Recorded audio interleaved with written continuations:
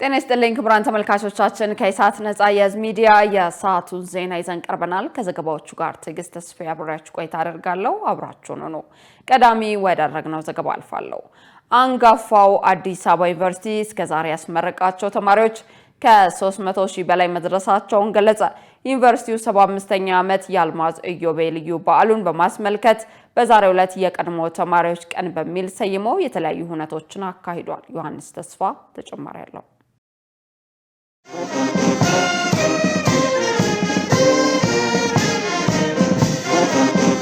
አንጋፋው አዲስ አበባ ዩኒቨርሲቲ ከ1943 ጀምሮ ላለፉት 75 ዓመታት 300 ሺህ ተማሪዎችን በማፍራት እንደ ሀገር ለኢትዮጵያ እንደ አህጉር ደግሞ ለአፍሪካ በሳይንስ በቴክኖሎጂ በማህበራዊና ሕክምና ዘርፍን ጨምሮ በተለያዩ ዘርፎች አስመርቆ አገልግሎት እንዲሰጡ አድርጓል። ባለሙያዎችንም አፍርቷል። ታዲያ ዛሬ 75ኛ ዓመት የአልማዝ ኢዮቤልዩ በዓሉን በማስመልከት የቀድሞ ተማሪዎች የቤተሰብ ቀን በሚል የቤተሰብ ቀንን እያከበረ ይገኛል። በክብረ በዓሉ ላይ የተገኙት የአዲስ አበባ ዩኒቨርሲቲ ተጠባባቂ ፕሬዝዳንት ዶክተር ሳሙኤል ክፍሌ ዩኒቨርሲቲው በጎ ጊዜያት ብቻ ሳይሆን እንደ ተግዳሮት የሚቆጠሩ ጊዜያትም ነበሩት ሲሉ ይህን ብለዋል። ዛሬ 75ኛ ዓመቱን እያከበረ የሚገኘው አዲስ አበባ ዩኒቨርሲቲ ሁሉንም ዘመን አልጋ ባልጋና በሚመች አውድ ብቻ እንዳላሳለፈ መገንዘብ ይገባል። ይህን የአልማዝ ኢዮቤልዩ የምናከብረው ያለፈውን ለመዘከር ብቻ አይደለም፣ ይልቁንስ የተሻለ ነገር ለማለምና ኢትዮጵያና ሕዝቦቿን ወደ ተሟላ ብልጽግና ለመውሰድ አንድ አቅም ለመሆን እና ለዛ ለመዘጋጀት ነው። በአገር ውስጥና በዓለም ዙሪያ ያላችሁ የአዲስ አበባ ዩኒቨርሲቲ የቀድሞ ተማሪዎች በባለፉት ዓመታት ይህን ትልቅ ተቋም በመፍጠር ውስጥ አብራችሁን እንደተጓዛችሁ ሁሉ ወደፊት የኢትዮጵያ ኩራት የሆነ በዓለም የተከበረ አዲስ አበባ ዩኒቨርሲቲ እንዲገነባ ከጎናችን እንድትሆኑ በዩኒቨርሲቲያችሁና በቀድሞ መምህራኖቻችሁ ስም ጥሪ አቀርባለሁ። ሌላው በአዲስ አበባ ዩኒቨርሲቲ የተማሪዎች የቤተሰብ ቀን ላይ የተገኙት የሰራተኛና ማህበራዊ ጉዳይ ሚኒስትር ዶክተር ኤርጎጌ ተስፋዬ ደግሞ የቀድሞ ትዝታቸውን በማውሳት እዚህ ዩኒቨርሲቲ እንደተማሩ ዩኒቨርሲቲ ውስጥ ብዙ ትዝታ እንዳላቸው በማንሳት አዲስ አበባ ዩኒቨርሲቲ ትንሿ ኢትዮጵያ ማለት ነው ሲሉ ተናግረዋል። ዩኒቨርሲቲያችን እንደሚታወቀው ከተለያዩ የሀገራችን ክፍል ሁሉንም አይነት የማህበረሰብ ሁኔታ ያቀፈና የሰበሰበ ነው ብዬ አምናለሁ። በቀድሞም እንደምንለው ትንሿን ኢትዮጵያ የሚያሳየን የኢትዮጵያን ምስል ያየንበት ሀገር የሚሰራበት ያልኩት ያው እኛ ሰዎች የምንሰራበት ስለሆነ ነው። ሀገር ማለት ሰው ስለሆነ ለዚህ ሰውነትን ያወቅንበት ትልቅ ምዕራፍ የህይወት ምዕራፋችን ነው ብዬ አምናለሁ።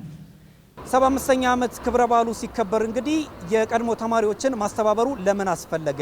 የቀድሞ ተማሪዎች ቀን ብሎ ማክበሩስ አስፈላጊነቱ ምንድነው ስንል የአዲስ አበባ ዩኒቨርሲቲ የቀድሞ ተማሪዎች ጽህፈት ቤት ኃላፊን ዶክተር መሳይ ገብረ ማርያምን አናግረናል። እርሳቸውም ይህን ብለዋል። የቀድሞ ተማሪዎች ማለት ትላንትን የምንዘክርበት ወይም ደግሞ ለነገ መነሻ ስንቅ የሚሆነንን ነገር የምንማከርበትም እድል ስለሚሰጠንም ጭምር አንዱ የቀድሞ ተማሪዎች በዩኒቨርሲቲያቸው ተመልሰው መጥተው ቀድሞ የነበራቸውን ትዝታ የሚጋሩበት የነበሩባቸውን መምህራን ወይም ደግሞ ከነበሩባቸው ትምህርት ክፍሎች ጋር አብሮ እንዲገናኙ የምናደርግበት እድል መፍጠሩ ነገ ከምናስበው መስራት ከምናለመው ነገር አንጻር ለዛ ትልቅ ስንቅ ይሆኑናል ብለን የቀድሞ ተማሪዎቻችንም ስለምናስብ ለዛ እድል መፍጠር ይህን ክብረ በዓልም አብረን ለማክበር አለመን ነው የጠራናቸው። ዩኒቨርሲቲው የ75ኛ ዓመት የአልማዝ ኢዮቤልዩ በዓሉን በቀጣይ ሳምንትም በተለያዩ ሁነቶች የሚያከብር ሲሆን የትምህርት ክፍሎችና ኮሌጆች ተማሪዎቻቸውን ተቀብለው እንደሚያስተናግዱና ከቀድሞ ተማሪዎቻቸው ጋር የተለያዩ ሁነቶችን እንደሚያከብሩ ተገልጿል። በትግራይ ክልል ከ63 ሺህ በላይ ቀድሞ ተዋጊዎች ወደ ማህበረሰቡ ሲቀላቀሉ ለሂደቱ ከ6 ቢሊዮን ብር በላይ ድጋፍ መደረጉ ተገልጿል። በሰሜኑ የሀገሪቱ ክፍል በተካሄደው ጦርነት ተሳትፈው ትጥቅ የማስፈታትና መልሶ የማቋቋም ሂደት ውስጥ ያለፉ የቀድሞ የኢፌዴሪ መከላከያ ሰራዊት አባላት ህጋዊ ጥቅሞች በሚከበሩበት መንገድ ላይ የሚያተኩር የውይይት መድረክ በአዲስ አበባ ተካሂዷል። የብሔራዊ ተሃድሶ ኮሚሽን ኮሚሽነር ተመስገን ጥላው እንደገለጹት የኮሚሽኑ ዋና ተልዕኮ በሁሉም ክልሎች ታጥቀው ሲዋጉ የነበሩ አካላትን በስልጠናና በኢኮኖሚ ድጋፍ ወደ ሰላማዊ ህይወት መመለስ መሆኑን ገልጸው ሰላምን ለተሻለ አገር ግንባታ መጠቀም እንደሚገባና ሁሉም ወገን ከጥቅም አልባ ፖለቲካ ወጥቶ የሰላም ዘብ ሊቆም እንደሚገባ አሳስበዋል።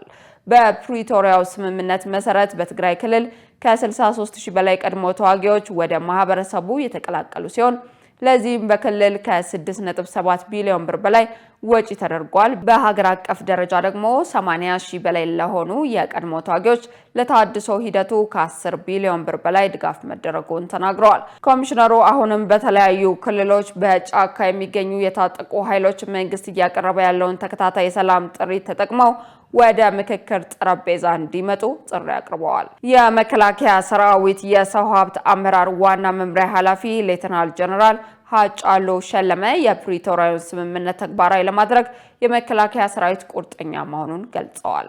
በሰሜኑ ጦርነት በውጊያ የተሳተፉ አካላት በህጋዊ መንገድ ሊከበሩላቸው የሚገቡ ጥቅሞች እንዲጠበቁ እንደሚሰራና የቀድሞ ሰራዊት አባላቱ በመረጡት ሰላማዊ የስራ መስክ አስፈላጊውን ድጋፍ እንደሚደረግላቸው አረጋግጠዋል። ይህ መድረክ የቀድሞ ተዋጊዎች የሰላም አምባሳደር በመሆን ሌሎችንም ወደ ሰላም መንገድ እንዲመሩ ለማስተማር ትልቅ አቅም እንደሚፈጥር ተመላክቷል።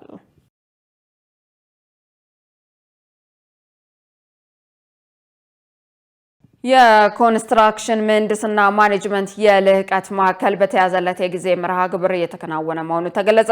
ግንባታው በ3 ዓመታት ውስጥ እንደሚጠናቀቅ የኮንስትራክሽን ማኔጅመንት ኢንስቲትዩት አስታውቋል። ሙሉቀን ሰለሞን ተጨማሪ አለው።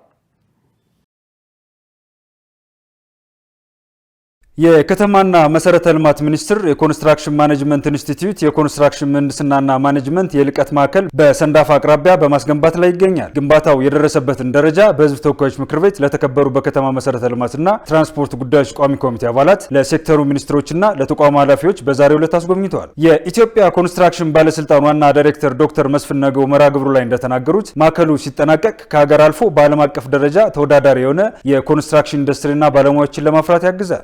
ሀገር በተለይ አቅምን ሰብሰብ አድርጎ ይሄን ኢንዱስትሪ በአፍሪካም ይሁን በዓለም ደረጃ እንዲሁም በሀገራችን ራሱ ተወዳዳሪ ለመሆን ይሄ ሪሰርች ኤንድ ዴቨሎፕመንት ልክ ቅድም እንደገለጽኩልን እንደ ማኑፋክቸሩ ወሳኝ ይሆናል ማለት ነው። ያንን ሮል ነው የሚጫወተው። በሌላ በኩል ደግሞ የኛ ኢንዱስትሪ ያው ድሮ በእነ አክሱም ዘመን ከፍተኛ ደረጃ ደርሶ ወድቆ ጠፍቶ አሁን እየተነሳ ያለ ነው። ስለዚህ ምን ይፈልጋል? ዓለም ከኛ በኋላ መጥቶ ጥሎን ሄደዋል። ስለዚህ አንደኛ በፈጠራ የፈጠራ ሴንተር ይሆናል። ፈጠራዎቹ ከወጡ በኋላ ደግሞ በፍጥነት ወደ ኢንዱስትሪው እንዲገባ የሚሰራበት ስትራቴጂ የሚነደፍበት ማዕከል ነው። እንደገና ደግሞ ሌሎቹ ያለፉበትን መንገድ የሚከተል ሳይሆን እነሱ ያለፉትን መንገድ አልፈው ወይም ዘለህ አሁን ያሉበት ቦታ ላይ ለመድረስ የሚሰራበት ዋነኛው ማዕከል ነው የሚሆነው የዚህ የኮንስትራክሽን ኢንዱስትሪ ነው። ሌላው ከጥራት ጋር ከአፈጻጸም ጋር ያለብንን አቅም የምንቀርፍበት ነው። ግንባታው ሙሉ በሙሉ በሀገር ውስጥ ህንጻ ተቋራጮች እንደሚገነባም ተናግረዋል። ነው በሁለት ፌዝ እና በየሎት ከፍለን ነው እሱንም ያደረግንበት። አንድ ላይ ከምንሰጥ ከሆነ ኢንተርናሽናል ጨረታ ነው የሚሆነው። ያ ደግሞ ያው የኛ ኮንትራክተሮች የኢንተርናሽናል ውድድሩን ስለማይችሉት በሎትን ከፍለን በፌስ ከፍለን ወደ ናሽናል ኮምፒቲቲቭ ቢድ ቀይረን ነው የኛ ኮንትራክተሮች እንዲገቡ ያደረግነው። አቅም ያላቸው ኮንትራክተሮች ናቸው ጨረታውን የሚያሸንፉት።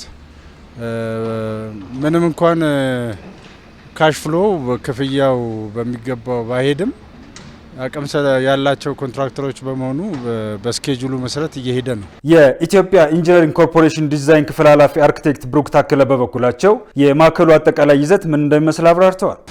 አሁን ይህንን ፕሮጀክት ከተጀመረ ኒርሊ 11 ወራቶች አልፈውታል። አጠቃላይ ኮንትራቱ የ3 ዓመት ኮንትራት ነው። በዚህ በ3 ዓመት ውስጥ ጨርሰን ወደ አገልግሎት መግባት እንጀምራለን ማለት ነው። አጠቃላይ ሙሉ ፌዙ ወደ 9 ብሎኮች ያሉት ሲሆን እነዚህ አራቱ የመጀመሪያ ፌዝ ናቸው ኢንክሉዲንግ የሳይት ወርክ ስራዎች ማለት ነው። እነዚህን 4 አክቲቭ ፕሮጀክቶች ከጨረስን በቀጣይነት ወደ ኦፕሬሽናል ስራ መግባት እንችላለን ማለት ነው። እነዚህ እያንዳንዱ ዲዛይን የኢንቫይሮንሜንታል ፍሬንድሊ የሆነ የሰስቴናብል የሆነ አካባቢውን ያሉ የተለያዩ የተፈጥሮ እንትኖችን ከኢንቲግሬትድ ያደረገ በዲዛይን ያካተተ ዲዛይን ነው ማለት ነው። በአጠቃላይ ፕሮጀክቱ ይሄንን ይመስላል። ግንባታው 5 ሚሊዮን ብር እንደሚፈጅና በ3 ዓመት ውስጥ እንደሚጠናቀቅ ኢንስቲትዩቱ አስታውቋል። በህገወጥ የኮንትሮባንድ ንግድና የጦር መሳሪያ ዝውውር የተጠረጠሩ 52 ግለሰቦች በቁጥጥር ስር ዋሉ። የደቡብ ምዕራብ ኢትዮጵያ ህዝቦች ክልል ፖሊስ ኮሚሽን በህገወጥ የኮንትሮባንድ ንግድና በጦር መሳሪያ ዝውውር የተጠረጠሩ 52 ግለሰቦችን በቁጥጥር ስር መዋሉን አስታውቋል። ተጠርጣሪዎቹ በቁጥጥር ስር የዋሉት ከህዳር 22 ቀን 2018 ዓ.ም እስከ ታህሳስ 14 ቀን 2018 ዓ.ም ድረስ በክልሉ 6ቱም ዞኖች በተደረገ ጥብቅ ክትትል መሆኑ ተገልጿል። የኮሚሽኑ የወንጀል መረጃ ኢንተለጀንስ ለህዝብ ግንኙነትና ኮሚኒኬሽን በላከው መግለጫ መሰረት በቁጥጥር ስር የዋሉት ተጠርጣሪዎች ወርቅ፣ ቡና፣ ነዳጅ፣ ጣውላ፣ የጦር መሳሪያዎችና ጥይቶች እንዲሁም የውጭ ሀገር ገንዘብና ሐሰተኛ የብር ኖቶችን በህገወጥ መንገድ ሲያዘዋውሩ ተገኝተዋል። ፖሊስ በኦፕሬሽኑ ወቅት በቁጥጥር ስር የዋላቸው ንብረቶች በገንዘብ ሲተመኑ በአጠቃላይ 19,068,529 ብር እንደሚያወጡ ታውቋል። በኤግዚቢትነት የተያዙ 9081 ኪሎ ግራም ቅሽር ቡና፣ 24763 ኪሎ ግራም ጀንፈል ቡና፣ 3963 ኪሎ ግራም እሸት ቡናና 810 መረብ ቡና፣ 10800 ሊትር ናፍጣና 170 ሊትር ቤንዚን፣ 3 የተለያዩ የጦር መሳሪያዎችና 187 ልዩ ልዩ ጥይቶች እንዲሁም 12.6 ግራም ወርቅ፣ የተለያዩ የደቡብ ሱዳን ፓውንዶችና ኖቶችና ሐሰተኛ የኢትዮጵያ ብር ኖቶች ይገኙበታል።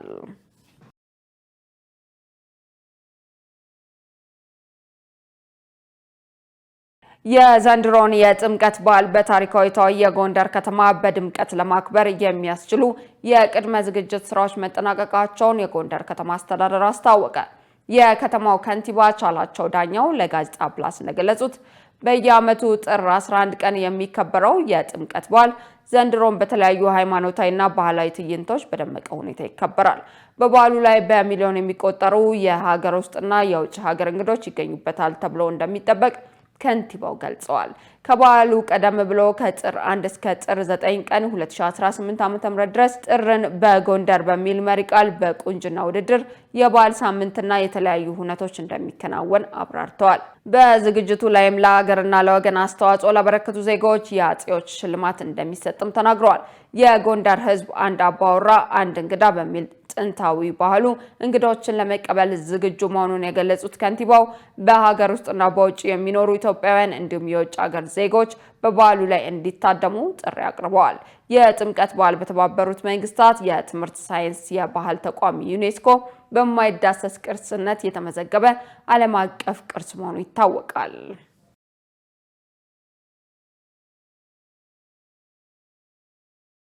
ክቡራን ተመልካቾቻችን ከኢሳት ነጻ የህዝብ ሚዲያ ዜናዎቻችን አሁንም እንደቀጠሉ ናቸው። በቀጣይነት ወደ ውጭ ዘገባዎች አምራለሁ። እስራኤል ለሶማሌላንድ እውቅና በመስጠት የመጀመሪያው ሀገር ሆነች። የሶማሌላንድ ፕሬዝዳንት እውቅናውን ታሪካዊ ክስተት ብለውታል። ሸሪፍ ኢማም ተጨማሪ ያለው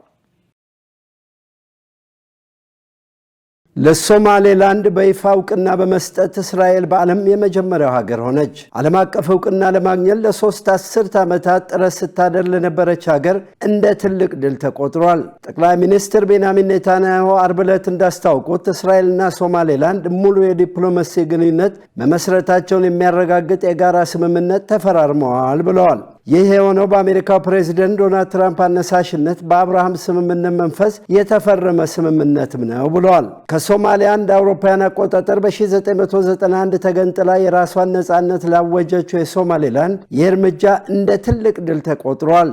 ይሁን እንጂ እስካሁን ድረስ ከተባበሩት መንግስታት ድርጅት አባል ሀገራት ከአንድም እውቅና ማግኘት አልቻለችም ነበር። ሶማሌላንድ በአንድ ወቅት የእንግሊዝ ቅኝ ግዛት የነበረውን የሰሜን ሶማሊያ የሰሜን ምዕራብ ክፍል የሚይዝ ግዛት ነበር። ሶማሊያ የሶማሌላንድን ነፃ መሆን በፍጹም አትቀበልም። የሶማሊያ የመረጃ ምንጭ ለአልጀዚራ እንደነገረው በጉዳዩ ላይ ለመነጋገርና የመንግስቱን አቋም ይፋ ለማድረግ አርብ ምሽት ካቢኔው አስቸኳይ ስብሰባ ጠርቷል። የሶማሊያ ውጭ ጉዳይ ሚኒስትር አብዱሰላም አብዲ አሊ ለግብፅ፣ ለቱርክና ለጅቡቲ የውጭ ጉዳይ ሚኒስትሮች በተደረገ የስልክ ጥሪ ላይ ተካፋይ ነበሩ። ይሁን እንጂ በዚህ ወቅት ሀገራቱ ለሶማሊያ አንድ መሆን ከነበራቸው ድጋፍ ወደ ኋላ ፈግፍገዋል። ኔታንያሁ የሶማሌላንድ ፕሬዝዳንት አብዱራህማን መሐመድ አብዱራህማን ሴሮ ይሏቸዋል፣ እንኳን ደስ ያለዎት ብላቸዋል ሁለቱ መሪዎች በነበራቸው የቪዲዮ ንግግር። አክለውም የእሳቸውን አመራር እንዲሁም መረጋጋትና ሰላም ለማስፈን ያላቸውን ቁርጠኝነት አድንቀዋል። እስራኤልን እንዲጎበኙም ጋብዘዋል። የእስራኤሉ የውጭ ጉዳይ ሚኒስትር ጌዲዮን ሳር እንዳሉት ከስምምነት የተደረሰው በሁለቱ መንግስታት መካከል ለዓመታት በተደረገ ያላሰለሰ ንግግርና በኔታንያሁና በሲሮ የጋራ ውሳኔ የትብብር ማዕቀፍ ተመስርተዋል ብለዋል። በተጨማሪም የአምባሳደሮች ምደባና በየሀገራቱ ኤምባሲ የመክፈት ውሳኔም ተወስኗል። በሀገሮቻችን መካከል ያለውን ግንኙነት ወደ ላቀ ደረጃ ለማሸጋገር አብረን እንሰራለን፣ ለአካባቢው መረጋጋትና ለኢኮኖሚያዊ ብልጽግና በማለት ጌዲዮን ሳር በማህበራዊ ሚዲያ ሀሳባቸውን አጋርተዋል። አክለውም በአስቸኳይ በሁሉም መስኮች ከሶማሌላንድ ጋር ግንኙነት የማጠናከር ስራ እንዲሰራ ለሚመሩት የውጭ ጉዳይ መስሪያ ቤት ትዕዛዝ አስተላልፈዋል። አብዱራህማን ሲሮ በሁለቱ ሀገራት መካከል የተፈጠረውን ግንኙነት ታሪካዊ ክስተት በማለት አሞካሽተው ሀገራቸው የአብርሃም ስምምነት ለመቀላቀል ያላትን ዝግጁነት ገልጸዋል። ከዓመታት የዲፕሎማሲ መገለል በኋላ ለሶማሌላንድ የተሰጠው እውቅና በመጪው ጊዜ ትልቅ ለውጥ ያመጣል ተብሏል። ሶማሌላንድ ከሶማሊያ የተለየ የራሷ የሆነ የፖለቲካ ማንነት ገንብታለች። የራሷ የሆነ የመገበያያ ገንዘብ፣ የራሷ የሆነ ባንዲራና የራሷ ፓርላማ መስርታለች። ሶማሌላንድ በቅርብ ዓመታት ከአረብ ኤሚሬትስ ከአብርሃም ስምምነትና ከታይዋን ጋር ግንኙነቷን በማጠናከር ዓለም አቀፍ ተቀባይነት እያገኘ መጣለች። ከሁሉም በላይ አሜሪካ ለሶማሌላንድ እውቅና እንድትሰጥ በሴኔተሮች ጭምር ጥያቄ እየቀረበ ነው። በጉዳዩ ላይ የተጠየቁት ዶናልድ ትራምፕም ቢሆን እውቅና ለመስጠት እንደሚፈልጉ አስታውቀዋል። በሌላ በኩል ኢትዮጵያ የሶማሌላንድን ወደብ አልምታ ለመጠቀም ከጥቂት ጊዜ በፊት ያቀረበችው ጥያቄ ተቀባይነት ቢያገኝም ከሌሎች ወገኖች ግን ተቃውሞ ገጥሞት ነበር። አሁን የሶማሌላንድ እውቅና ማግኘትና ሉዓላዊ ሀገር የመሆን ጉዞ ኢትዮጵያ ላቀረበችው ጥያቄ እንደተከፈተ በር ተደርጎ ሊወሰድ ይችላል እየተባለ ነው። ያም ሆነ ይህ ግን የሶማሌላንድ እውቅና የማግኘትና እንደ አንድ ሉዓላዊ ሀገር መቆም በቀጣይ በቀጠናው ጂኦፖለቲካ ላይ ያለው አንድምታ በአጠቃላይ ለኢትዮጵያ ደግሞ በተናጠል ምን ይሆን? ዜናውን ስናዘጋጅ አልጀዚራ እና ቢቢሲን በመረጃ ምንጭነት ተጠቅመናል።